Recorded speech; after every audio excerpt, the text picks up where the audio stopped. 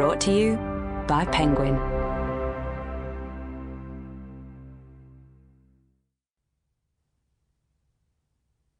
The Cancelling of the American Mind by Greg Lukianoff and Rikki Shlott. Read by Rikki Shlott. A PDF of additional material accompanies this program. To those who have been canceled. Foreword by Jonathan Haidt.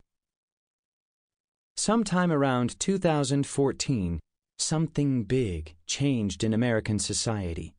It was as if a flock of demons was unleashed upon the world, and the first place they flocked to was American college campuses. Whatever they were, one of the first people to spot them was Greg Lukianoff, who recognized their central power. They make people engage in exactly the same cognitive distortions that Greg had learned how to correct in himself when he was trained in cognitive behavioral therapy, CBT, for depression. Because he was so familiar with these distortions and their damaging effects, Greg was able to see that universities or society or the internet or somebody was training some young people to think in counterproductive and inaccurate ways. Greg knew that this would be harmful to their mental health, and he realized all the way back in 2014 that if these distortions became common on college campuses, it would be a disaster for the open, questioning culture of free speech that is essential for universities to do their work.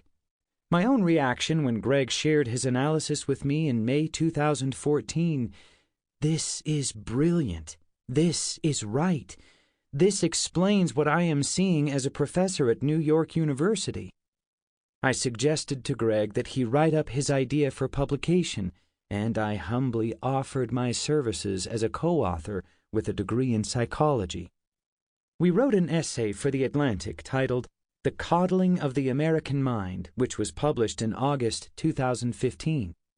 The disease continued to mutate and spread, so we dove much deeper into its origins and effects in our 2018 book with the same title.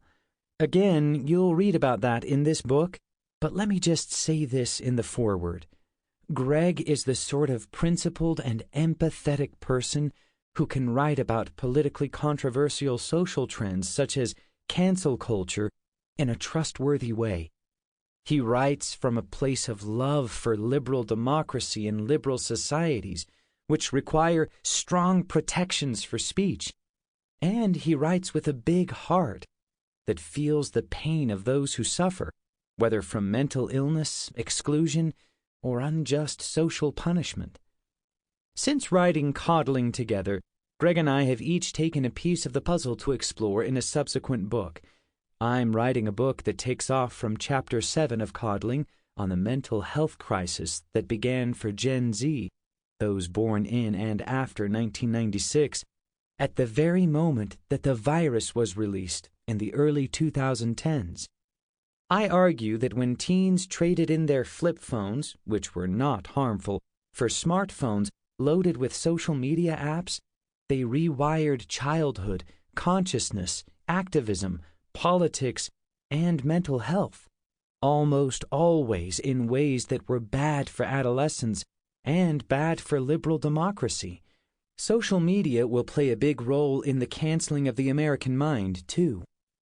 Greg is building on his leadership of America's preeminent free speech group, the Foundation for Individual Rights and Expression, to explore the dynamics and destructive effects of cancel culture on individuals, institutions, and nations. Greg has done more than just about anyone else to defend and promote free speech and the virtues, such as intellectual humility and the principle of charity, that make free speech a boon to tolerant and dynamic societies. In writing this book, Greg has made a smart move in trading me in for Rikki Shlott. I've known Rikki since she wrote to me in August 2021 as a junior at New York University. She had just published a marvelous essay in a major newspaper on the suppression of viewpoint diversity on campus. Sample complete. Ready to continue?